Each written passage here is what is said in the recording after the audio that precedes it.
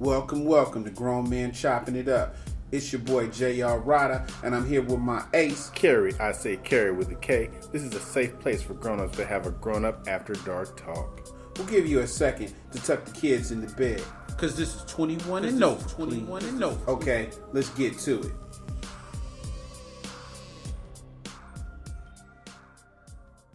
Two, one. Good evening, good morning. Today's episode is brought to you by crouch spiders. Crotch spiders. The pubic hair that sneaks out of bikini bottom. Man, look at that crotch spiders on her. Impressive. All right, you outdone yourself on that sponsor. I don't know how you came up with that one. Hey, everybody needs a little bit of help. Yeah. And crotch spiders is no different. No different than any other part, you know? Exactly. So, man, we made it to another podcast. We missed a couple weeks because of, technical difficulties, police shooting people, and things like that. Yeah, definitely. But, they're going to keep shooting people. Well, they bullets are cheap, so I guess they want to use them all. But we don't have a political show, so let's stay in our lane. Yeah, we don't care anything about that at all. Right. So, hey, you got the first topic? Want to start them off? Well, no, you can start off, definitely. I'm trying to get my other phone started so I can see my topic. Yeah, okay, so I started off, right? So, so a friend of mine is in a relationship, and when she went out the room, the dude she was dating went through her phone. He saw some texts from some guys, but they were all friendly, but he didn't like them. What point is it okay to go through someone's phone? What do you think? It's never okay. Okay. But people do it anyway. Right. I don't know. I think that, going through somebody's phone is like reading their diary. Yeah. They always say people shouldn't have nothing to hide and things like that. And I understand that. But I do think that, you're entitled to a certain amount of privacy. Right. Some privacy. Yeah, but then the person, it's like, why are you going through my phone? If you're going to go through my phone and then break up with me, then that's one thing. But you're going to go through my phone and then tell me about it. You can't get double punished, huh? Yeah, I don't want you to. Now we got to have conversations. I don't want to talk about it. Yeah, I don't want to talk about it. So, person one, I feel like both people in a relationship should have the trust where they don't need to go through one another's phone. If you're in a relationship with someone, shouldn't you have the trust and respect that you don't have to go through one another's phone? Yeah, but, sometimes it could be something else. You could be checking the time, and all of a sudden, you see a dick come across the screen. Right? You're like, wait, that's not the time. That's dick o'clock. That's seven nuts o'clock. Horrible. Okay, person number two. Never. My dude leaves his phone open all the time. I would never do that. That's insecure to me. And a man or a woman going through your phone has no trust. Yeah. And I think the other thing too, guys, the easiest way to prevent somebody from going through your phone is to let them go through it. Because most times when they have permission to do it, they don't want to do it. It's only when you have all the locks and all the other crap in your phone. Okay, person three. Because that's not your property, and if you have to do that, you shouldn't be with the person because obviously you have suspicions and don't trust that person. And besides, if you go through it, you always find something, and it might be nothing at all. Right? Something that's nothing. Because everything can seem suspicious. Right. And you're putting a 2 on the 10 where you got other stuff to worry about. You should be in the kitchen cooking. So, what you doing out of the kitchen to begin with? Right. Was my phone in the kitchen? Okay. Hopefully not, because I wasn't cooking nothing. Person 4. Honestly, it's not okay. But at the same time, they should have enough trust in a relationship to where you shouldn't have to feel like you need to go through the phone. And if there's enough trust, the phone can be left without any locks on it because you're not doing anything to make the other person feel any kind of ways. See, in a relationship, you should build on trust and loyalty, and there should come a time in a relationship where there's nothing to hide. So if you're talking to someone of opposite sex, your mate should know about it. There's no secrets being held from each other. Yeah. What if you want your mate to know about it? True. I mean, should people have friends outside of their relationship? Like, you know, I'm cool with other people, and you're cool with your mate. You think that's a good idea? Well, I would say that any old friends that he or she may have before the other person came along, they're just friends. They're friends waiting on an introduction. Okay. Like, okay, I just haven't introduced you to this guy, but I've known him since I was 15 when he used to put his dick down my throat. Right. Wow. But I still know him. So I just haven't introduced you to him yet. But you can't really go out there and meet a new friend and say that's a friend of mine. Because any new friends are friends of ours. Right. So new friends have to become, that's a whole nother show. Right. You write that topic down. But, friends of ours and friends of yours. Yeah. Any new friend is a friend of ours. Right. You can't just be out and get a number and be like, oh, yeah, I'll call you up sometime. We'll have lunch. I don't think so. Yeah. Well, would you be okay if your girl recruits a friend for you? Like, she meets some dude and she thinks that you guys would be good friends. Would you be okay with her introducing, like, hey, I met this guy Mike. I think you and Mike will hit it off. No, because she's most likely thinking that Mike has nice shoulders. And that's what her real motivation is. She want to see him around the house so she can start making sandwiches for him and shit. I'm not going for that. She wants to be. She's not with me with that shit. She's looking Just at like me saying, hey, I met Linda today. Okay, she has a big old ass, but that's not why I want you to be her friend. No, I want you to be her friend because I think you guys would be good friends. Exactly. You're not going for it. Yeah, I'm not falling for the banana in the ass pipe.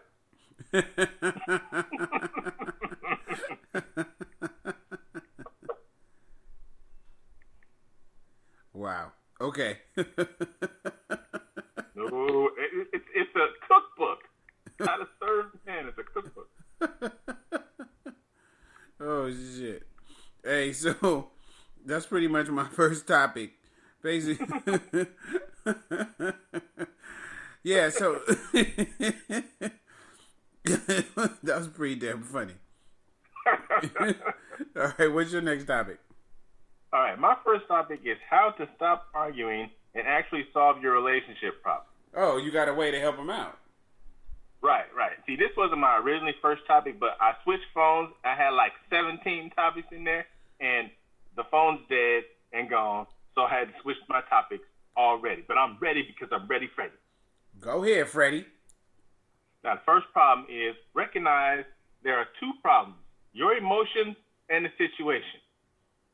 If you mad at something sort of simple like you walk past the dishes in the kitchen and they're dirty, and you start flying off the handle, you have to realize that may be the emotion or the problem. Fuck them dirty dishes. There's something deeper than that. There's always at least two problems. You're frustrated with the partner for not doing the dishes. You have two problems to solve. The dishes need to be done, and you need to no longer be upset with your partner for not doing them. So what are you going to do? Right. Oh, so you're holding something else, and then you're just going off because of the dishes. Yes, you're holding that one thing against them when you shouldn't. You have to deal with both of those problems separately. Okay. So with the dishes part, you may need to do them. You may have not done the dishes yourself in a month or two.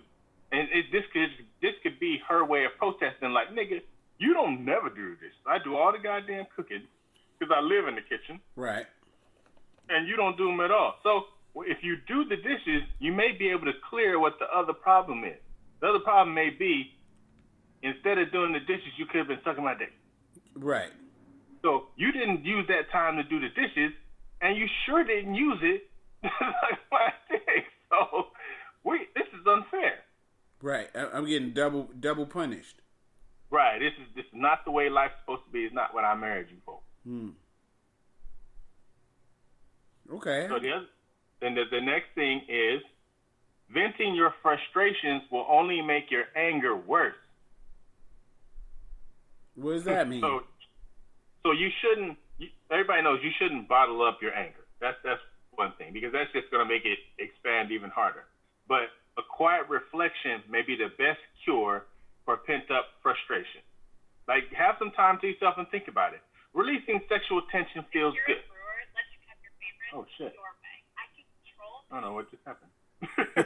Releasing sexual tension feels good. Throwing up when you feel sick feels good. Finally getting to a restroom feels good. So it seems to follow draining bad blood or driving out demons or siphoning away black bile to bring the body back into your balance. That sounds like a rap, don't it? Black bile to bring your body back into the balance. Okay. So if you're releasing your frustration to yourself first, so when you explain them to your partner, it doesn't come off as, oh, man, he's just belly aching. He's complaining about some shit he don't need to be complaining about. Right. It makes it better when you do that. Okay. I can dig it. So then, here's the other thing that you can do when you're having, I don't want to call it a meltdown, but it's deal with the situation when you come back. Okay. It's like when they say don't whip your kids when you're angry. Okay. When your kid does something, if you just flop, you start hitting them, you're mad, and you're not able to deal with it right then. Like the lady that got her kids took from her, she whooped them, and they took all her damn kids, because she should have waited for a second. They were stealing stuff out of the neighbor's house. I know they shouldn't have been doing that, but she should have sat them down for a moment, made them take the stuff back, and then calm down, and then whooped them. Right, because she was too angry at that moment to deal with it. Right, exactly. So, calm down, and here's the biggest one is choose your battles wisely. Okay. Like you have to really choose what's worth an argument. What's worth a heated argument? Any moment in your life can turn into a heated argument, but most shouldn't. Okay. If you're having a conversation, you get the energy to stand up for yourself when it matters. Whether you fight too much or too little, you have a problem choosing your battles if you don't choose them correctly. So here's how here's how you choose your battles and get what you want is actually matters. Okay. Try to be the devil's advocate. Think about the other side of the equation. Like, if you're able to look at things from different sides, then it makes it easier in an argument because you already know what the other person's going to say. Right. Because you've already said in your head, like, okay, she's going to say this, and I'm going to say this. But it's almost like listening loaded. Yeah. But you still can listen. Just know what your answer's going to be because everyone knows you hardly ever win an argument with a woman. Right. And, yeah. The only way you win is walking out in a huff. Right. Or choker. Right. That seems to stop them from talking pretty quick. Seems like a win-win. Right. If you got your hands on her trachea, she really can't say much to you. Nah. So choose your battles nicely. Choose your battles wisely, like one of the Isley brothers. Okay. So then that's another part of it. The other thing, my last one is actually the good one. And let's see, the last one is the most important one. It's make up. If you're arguing that night, don't let the morning come without you guys being made up. Unless it's for something that's so detrimental that, oh my God, I'm not going to get over this. If you're not going to get over it, you're not going to, and you shouldn't force it. But it's like I told a friend of mine recently. He said, I don't know if my girl cheated on me. I don't know if I'm going to get over this. I said, look, here's the thing about cheating. It goes by how many people know. Right. Right. We talked about that last podcast. Right. If she cheated and all your partners know, nobody's going to let you live that down because that's how men are as friends. We'll make fun of you anytime we want to. And then, you might not be able to get past it at that point. But if only she knows, then it's easier to get by. And it's not excusing cheating. It's like, do you think you'd be able to is it better with this person or without this person? Okay. Is your life better or worse? Now, me, I've always thought of life better after somebody did something fucked up to me. Okay. I'll wake up in the morning feeling like, oh, great, I'm rid of that motherfucker. This is great. Like There's so much more sex I can have. throw a party that they leaving. Yeah, because, no matter how good that relationship is, and I might be sad for a couple hours, but after that is over with, I'm like, whoa, there is so much more pussy out there waiting for me. You said waiting for you? It's waiting. Like, oh, I've been waiting. Hi. Yeah, that's crazy, man. That, once you figure out that you're free, now you can just do your thing. Yeah, because they tell women that the best way to get over one man is to get under another one. Do you agree with that? For them, yeah. But for us, it just makes matters worse. Right. Of course, there's so many women that you could have been with and have been waiting on you, the neighbor chick, the girl at the supermarket. But it's not going to help you get over that next person or make you feel any better when you finish, because one is just as psycho as the other. Yeah, it's not like you're trading up. You're just trading sideways, right? We're going to get some letters for that one. Yeah. Yeah, but that's go ahead. And if you can just, make up from these petty little arguments you have with the chick, unless you really don't like her, then you find something really small and blow it up and say, I think you fucked my partner, and then you leave her. It's a little, little extreme. Why is the milk all gone? You be like, why is the milk all gone? I think you fucked my partner. Two extremes. She'll think you're crazy and want to leave anyway. But girls seem to like crazy dudes. They love them. Right. Yeah, I definitely can dig that. It just seems like some people just think controversy and fighting and argument is a part of a relationship. Yeah. What part of the relationship is that? I don't want any parts of that. Right. You can keep that. Let me jump into my next topic. All right. My next topic is... Okay. When it comes to planning for the future in dating, how far ahead should you plan? Does the person have to fit all your requirements? Do you have a list, or do you live in the now? So, when you're dating somebody, do you roll out a list and be like, okay, she got to have this, this, this, and this? And at what point in a relationship is it okay to start, planning for the future and looking ahead? Do you think people do it too soon, or is it just something that is just natural, or what? I think having a soft list is a good thing. Have a soft list on what you're not willing to compromise for. But it shouldn't be physical. Okay. It should be mental and, the way they treat you or others. Because the physical is going to change. Yeah, but what if the physical is something that's important to you? Then you're a shallow Hal. And you're going to be by your goddamn self. Because even women change their own appearance. Women don't seem to be happy with their own appearance. So at some point, she's going to be like, oh, I need to gain weight. Oh, I need to lose weight. I have to cut my hair. I'm going to need to fix my nose. They will change on you in the middle of a relationship without asking you anything. Right. Because that's what you'd be like, no, I met you like this. This is how I like you. Oh, no. I want to gain 100 pounds. I'm so skinny. Right. I remember dating somebody, and I told them that they had a hairstyle, and I loved it. I was like, I love your hair like that. The next day, they cut it. Wow. And I was like, and they didn't even remember the conversation I had when I told them that I liked their hair. For what I thought was really not that important. And I just thought that was crazy. Yeah, definitely people change through time, through stress, through, like you said, just, want to change up. And some women think that's a good thing. They be like, oh, I change my hair every couple months. So it's always like you're dating somebody new. Sometimes it's like, no, I just want to date the first one.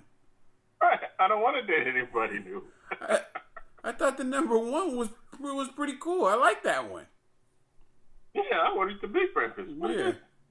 So, person one. For me personally, it's about in the moment or the now.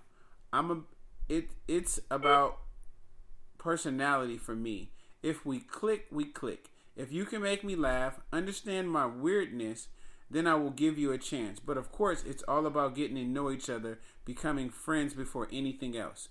Now, that, if you believe it or not, came from my daughter. Oh. It's good you said that before I start talking crazy. I gotta be nice. Oh, that's sweet. And, you know, she's 20, about to be 21. And that's her view on dating. And I think that's a pretty good start, I think. Yeah, coming from somebody her age, that is a very good beginning to start at, because that's what we need people that are new to dating to be like. We need them to figure out what that person is about before they spend all that time, money, and anything else on them. They need to be friends first. I agree. I would want my daughter to feel like that. Yeah, and the thing is like, this is my saying. I tell people, you know, if you like me in, you know, a week, you're going to like me in 6 months. If you like me in 6 months, you'll like me in a year. So there's no race to figure this out. You know, take your time. Right. I'm here. Yeah, I'm here. Person two, I might have a few things that I look for, but for the most part, I might be living in the now, because when dating, you're going to meet different types of people. And I think that women say that, but I think it's bullshit. Women go into dating with a solid list, and if you're not perfect in that list, you're cut. They have no problem, you know, just moving on. You know, Not and at all. go ahead. They will do that. And it could be the stupidest thing. Like, you know, it could be something really stupid. Like, let's say the person wants to have kids. Another person's on the fence. A woman will not talk to you if she knows that you're not 100%. And they say it's wasting time. But the other pack about it, you can meet somebody who wants to have kids, and you have a shorter relationship than you would have with the person who wasn't 100% sure. You know, your greatness should be what makes them want to have a baby with you, not just the idea of having a baby. And I think that's why we have so many single moms now, is because they were more in love with the idea of having a baby than having a family. So they met somebody who wanted a baby, and because they had wants, that's who they went with. Well, maybe you should have went with the cat that said, "Let me think about it," or "I don't want him." Not that, and then you guys build that together, or somebody who says maybe. Right. Because some women will actually downplay a dude just because he doesn't have certain things that we don't trip on if they don't have. Like, they'll be like, "Oh, if he ain't got no car, I don't want to deal with him. If he don't have his own place, I don't deal with him." What about Italian men that tend to stay with their mothers on into their 20s and 30s? Right. That doesn't make him a bad man. No. It's actually kind of better that he stay there and help his parents. Right. This should be a guy they're looking at like, "Oh, he's a great guy. Let me stay with this fella." Yeah, I mean, it shows you that if he has that to take care of his parents, he will take care of you. Right. I think so. But we all know the whole dating world is all turned upside down right now. Yeah, and I think the dating pool is tainted. With SARS? It's got something nasty in it. I think it's like incest and shit all up in it. I think most of these niggas is related. That's why they crazy like that. Okay, person 3. One needs to merely plan their own life. Someone will come along that fits. You can't plan a life with someone you haven't met in your mind. They have their own dreams. Together, you mend your dreams and make the happiness. Granted, this is all aspire and speak. No soul has chosen me. Yeah, that was pretty poetic. Yeah, that's like somebody saying you can't fit a round peg in a square hole, which is actually untrue. If the round peg is smaller, it will fit right through a square hole. Okay. But I think they're not thinking. Right, but I think they're thinking about those blocks that when you go to the doctor when you're a little badass kid and they're trying to get you something to play with, and you see a little kid trying to ram the square into the circle. Yeah, I used to have the hardest time putting the damn star in. Why was the star so hard to get put in the damn hole? I think it was childproof. Exactly. It was a way to see how you react when you're just frustrated and shit. So, person 4. I used to have a list of things that I wanted and required, but it has shrunk with age and time. Now I just ensure that they have the basics: house, apartment, employee, car, stability. Generally, if I'm dating you, then I'm vetting the personality, but I'm learning to live in the now.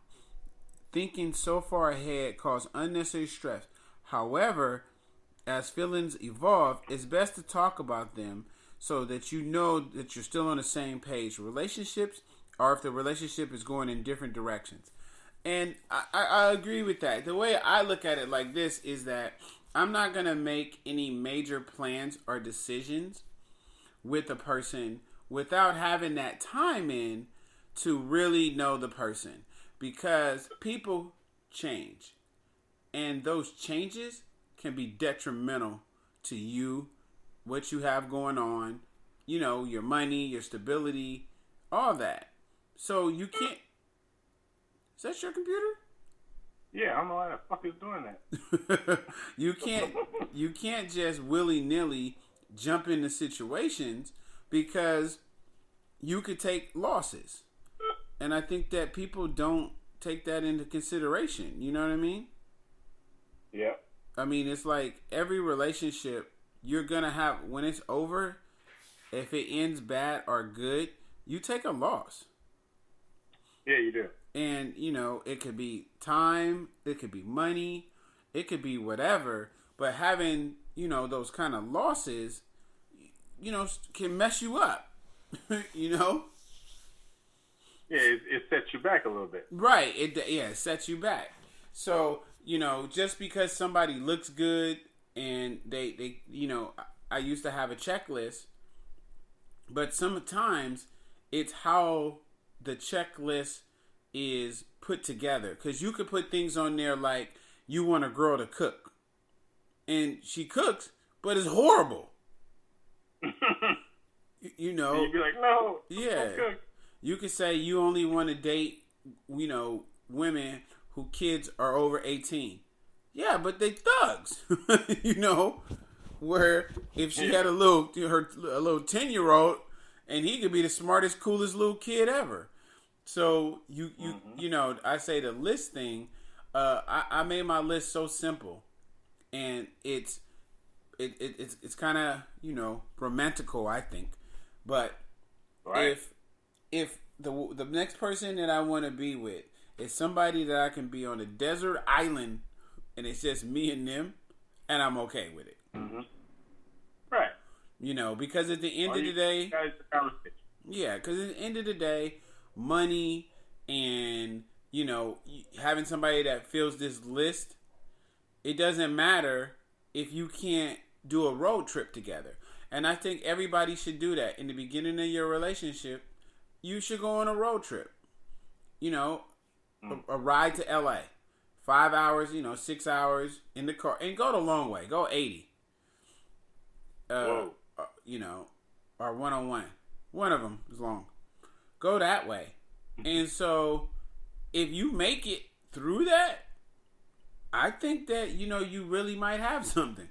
Because a road trip, it tests a whole lot.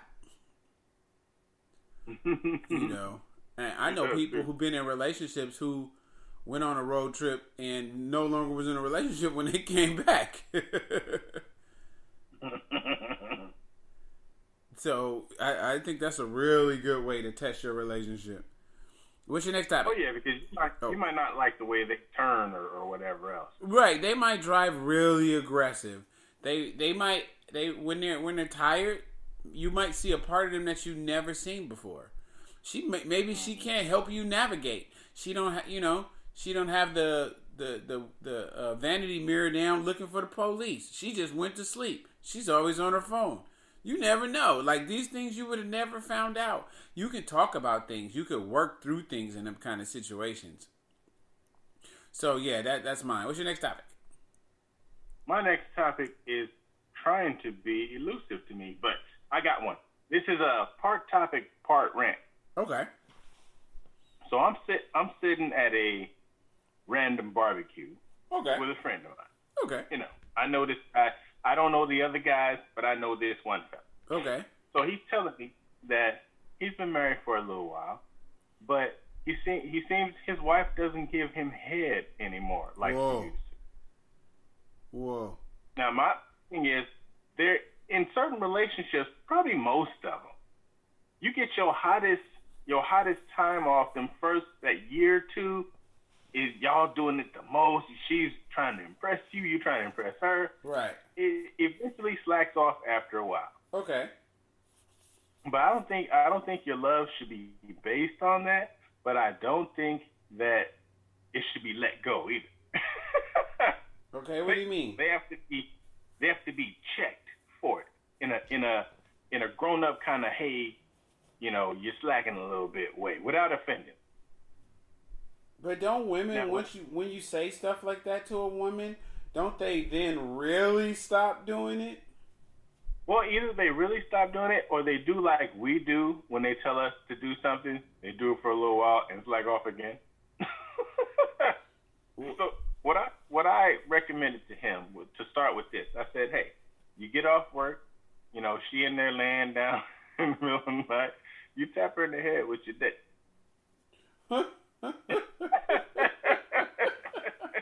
Now I know that sounds outrageous.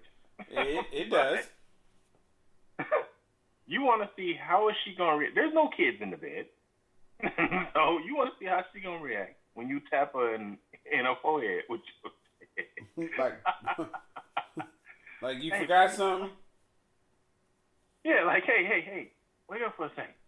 Now, a good woman will smile at seeing what you got there in your hand. Okay. And she'll go down. She'll help you out without you saying anything else. Now, a woman that's either mad at you or, you know, she's really far away from that woman she used to be, will be like, put that thing away, get that thing. You see, it becomes that thing. Right. When it becomes that thing, there's the problem. Because before it wasn't that thing. She had a loving name for it. She cuddled with it. You know, all that. Now it's that thing. And that's the bad part. You don't want it to become that thing. So I said, first of all, you do that. See how she reacts to it. If she reacts in a good way, good, you're back in. Okay. So I said the other thing is try to be the change that you want to see, like they tell us for everything else, right? Right. You try to be the change. So you initiate a lot more to get her to initiate. Now, depending on what kind of woman you have, you can initiate all you want to, but that doesn't mean she's going to reciprocate. Right. That's another sign. If she doesn't seem as if she's going to reciprocate at any time during that week, like you don't do it the first time, she might not. Second time, the third time is like, wait. Now I've got, you know, my mustache has been on there 3 times this week already, and I'm still dry. We got some issues. Right. I mean, yeah. But then, like, when life gets in the way, and you got work, and you got all this, how do you bring that spark? Okay, it reminds me of a story that Ice Cube, he didn't tell, not Ice-T. Ice-T told this on a podcast. He said, I knew this pimp, right? And pimping is the worst job you can have. I'm not glorifying pimps. I'm just bringing this into the story. He said this pimp had this prostitute that got hit by a car while she was out there working for him. Got hit by a car, leg broke, head lacerated. When they put her on the stretcher, She said, I cannot go to the hospital. I got to get daddy his money. That's what kind of woman you want to be with. Wow. You know, whoa. That's a go-getter. Right. You want the kind of woman that get off from a 10-hour shift, feet hurt, all that, cook your dinner, everything, wash dishes, put the kids to bed, and still hook you up. Sometimes, not all the time, but sometimes. Because then you can recognize, hey, when she get off, I'll rub her feet. I already have the dinner ready, or I'll put the kids to bed. You find ways to make it easy on her so she can get to you. Right. You want to give her a shortcut. So that could be a good thing. That's what kind of woman you want, that will be thinking of you at some point. Maybe not all the time, because you're not going to do it all the time. I'm not going to always be the initiator, and if I have to be, I'm going to be pissed off. Right, yeah. Well, I always got started. Yeah, and I think I think you hit on something that's a key point, is that you don't mind being the initiator, but you don't always want to be the initiator. Right. That makes you feel, you want to feel desired and wanted too, right? Right, because if men, we need to feel desired too. That's why some men have those midlife crises, and they be out at the market, and that woman catch their eye. She's looking interested. When the last time the woman has looked interested at him anywhere at home? Mm-hmm. Look over him like, he's sexy. When's the last time you heard that from his wife? Right.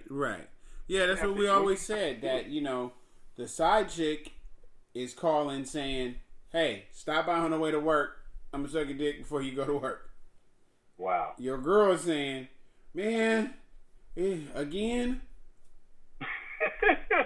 Did you wash it off? Can we just do it tomorrow? I got a test to study for it. Right. Yeah, so that's a pretty good rant. But yeah, just to let them know, it's partly because my computer's flipping out on me, and it won't let me see my whole topic. So I think it's doing what it can. Yeah, you know what I'm saying. So yeah, man, this is quick little podcast. Let's wrap up this week, and let's give them back next week. Right. Everybody remember to send us emails, grownmenchoppingitup@gmail.com. Yeah, and make sure you check us out on Facebook, Twitter, Instagram, Instagram, and Well, go ahead. It's all under Grown Men Chopping It Up or Grown Men Chopping. Yes, sir. Hey, until next week. Till next week. Peace.